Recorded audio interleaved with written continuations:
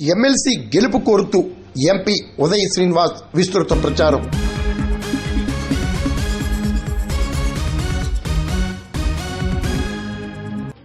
పట్టభద్రుల ఎమ్మెల్సీగా పేరాబతుల రాజశేఖర్ని గెలిపించాలని కోరుతూ పెద్దాపురంలో కాకినాడ ఎంపీ తంగెళ్ల ఉదయ్ శ్రీనివాస్ గురువారం విస్తృతంగా ప్రచారం చేశారు.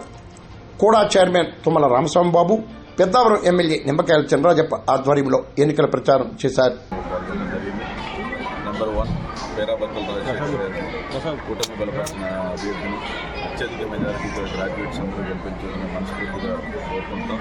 ఎందుకు గెలిపించాలన్న దానికి మీరందరూ గత 8 నెలల్లో మీరు చూస్తున్నారు రాష్ట్రం ఏ విధంగా అభివృద్ధి చెందుతుందని. 11 లక్షల కోట్ల రూపాయలు అప్పులు అయిపోయినా సరే ఆ అప్పులకు వడ్డీ కట్టుకుంటా సంక్షేమాన్ని చేస్తూ అభివృద్ధి చేస్తూ సుమారు 10 లక్షల కోట్లు పెట్టుబడి తీసుకొచ్చి 6 లక్షల జాబుల్ని ఆల్రెడీ క్రియేట్ చేసే విధంగా ముందుకు వెళ్తున్నాం.